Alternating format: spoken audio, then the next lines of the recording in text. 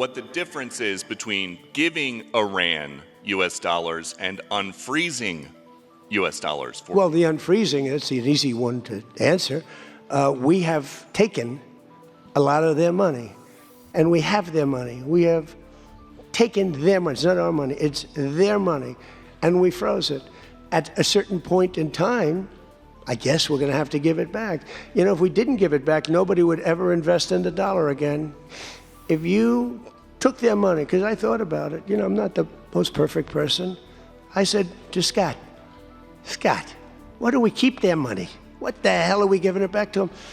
But you know, people from lots of nations, some nations we don't agree with, they have their money, the dollar's become very strong under me, and they don't want to have a little conflict with somebody and end up having the United States just take their money. So if you do that, you really don't have a system. I did just want to ask you about this. A wise man once said in January of 2020, Iran never won a war, but never lost a negotiation. That wise man. Who said that? Donald Trump. Oh, that's what I thought you were going to say. So how do you go back to the United States and convince a skeptical American public that this deal well, is a look, win? Here they lost militarily, okay? It's very tough because I know that no matter what, if I would go, by the way, if I'd go another 3 or 4 weeks, those same people that are critical would say, he went too long, he should have done, you know, no matter what. If they raised the white flag of surrender, and if they said, praise be to Allah, Donald Trump is the greatest president ever, we totally concede, we totally give up, this war is over, we have failed. The New York Times and CNN and a couple of others, they're not all that dishonest, they'd say, Iran had a great victory, okay? And they practically do that. You know, it's amazing, when we knocked out their last ship, they had 159 ships. When we knocked out the last ship, the Times refused to do a story on it. They said, why wouldn't you? They don't have a Navy, and you don't want to do a story on it. They don't have an Air Force, you don't want to do a story. We need a fair press. And that's why they're all doing so badly, because they lost credibility. When I win in a landslide and I had 93% bad press, they take good stories about me and make them bad. But the only reason that happened is because they have so little, the media has so little credibility that the people voted for me. 93% of the stories on network, ABC is horrible. I think ABC is the worst. NBC is terrible. And CBS is terrible. CNN, obviously. And I never get good stories, no matter what I do. I could do the greatest thing. I won't get good stories on this. I'll get it from fair media. I'll get it from all over the world. They're writing good. But no matter what I do, I'm going to get bad press. I know that. Now, if I did the opposite, if I went out and continued to bomb them for another 4, just bomb the hell out of them, I'd get bad press on that. No, there's nothing I can do. But what this does is it allows the ships to go. If we keep bombing, those ships won't be going. And you're talking about $500, $600, $700 million a day. It's a lot of money, a lot of money. That's why the world is okay. It's liquid, it's fine. Also, we run out of reserves in about 4 weeks. You know, there are reserves all over the world, and we would really run out. And there'll be a time when you wouldn't be able to get it. And you want to see Bedlam? So for all those so-called geniuses that want to show me how smart they are, ask them, why didn't they blow up General Soleimani? Ask that of the general and a couple of other people that I like very much, but boy, are they wrong. Go ahead. How about you? Thank you, Peter. I'd give you more, Peter, but people will say I like you too much. Thank you, Mr. President. Bonsoir, Mr. You know, he told me that first day in office, he asked me like 7 questions. I answered all of them. Is this true? He said, he just answered more questions in one meeting than Joe Biden did in 4 years, okay? You know, I'm not going to get you in trouble, but that's what you said. Go ahead. Well, Mr. President, in The Art of the Deal, you write about the importance of leverage. Yeah. Obviously, you have a lot of leverage when it comes to Iran, whether Tremendous it's militarily or through economic sanctions. What leverage, sir, do you have when it comes to Israel and Hezbollah to ensure that they abide by the ceasefire? Well, I think we have leverage just by the fact that we really have Iran now has to be good. They have to behave. And we might help. That's a much smaller conflict. It's a conflict that should be able to be over with. I'm surprised it's taken so long. And it's a much smaller, but we have a lot of leverage. We have the greatest military anywhere in the world. We have the strongest, most powerful. Look at the blockade. By the way, the blockade was more impactful than all of the bombing raids where we dropped $1 billion worth of bombs on Iran.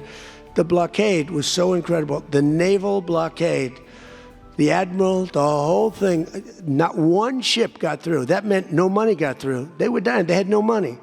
They have inflation that's 250 or 300%. They have no money. We have tremendous leverage. We have the leverage of the economy, as an example.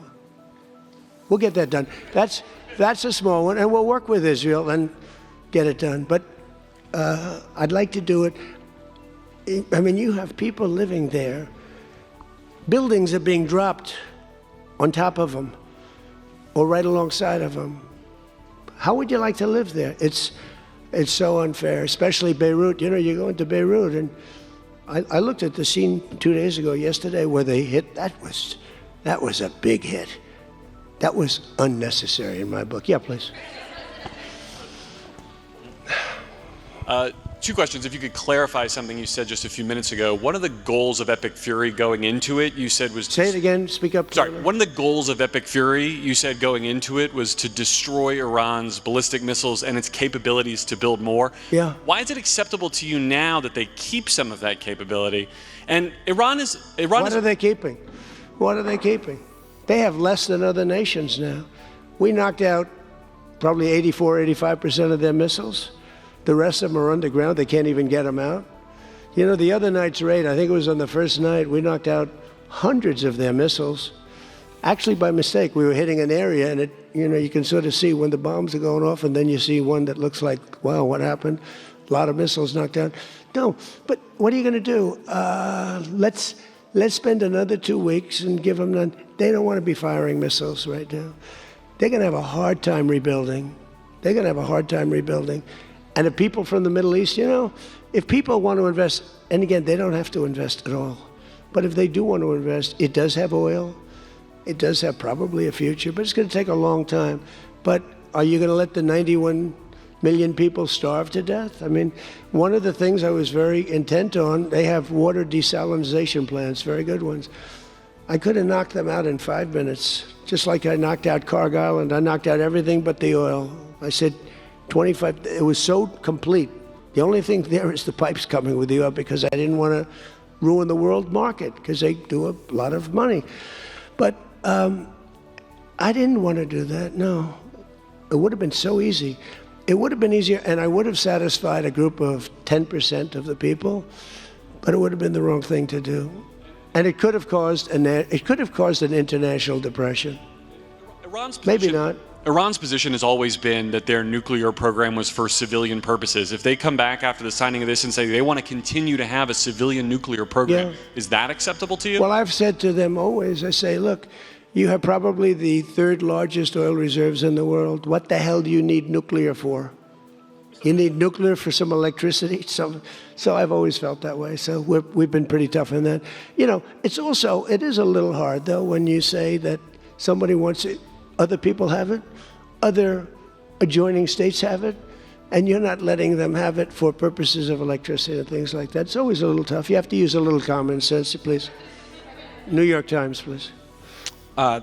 Thank you, Mr. President, Thank you. for the question. Now that you're approaching a new phase in this conflict with Iran, can you now say whether you will hold anyone in your administration accountable for the strike on a school that killed more than 100 children on the first day of the war? No, if it was a fault, and as you know, that's under investigation, it's such a strange question to be asked at this state, because you're talking about a long time ago, but nobody did that on purpose. I guess you'd have to say about them, what about the thousands of soldiers that they blew up when they opened their car door? What about the thousands of people that were killed by Iran? No, mistakes are made. The war is nasty.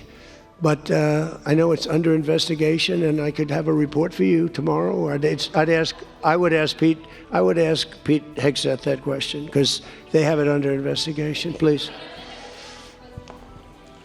Mr. President, you've been saying all week that this deal permanently prevents Iran from getting a nuclear weapon, but the The drafts of the deal that have been floating around barely mention Iran's nuclear program. So can you explain how exactly the deal achieves that goal? So when I say permanently, it should be permanently. But if it's not permanently, we will bomb them. They will be bombed, just like I bombed them on Wednesday night and Tuesday night, and was going to bomb them on Thursday night at a level that was 3 times greater, and they knew that. I will bomb them.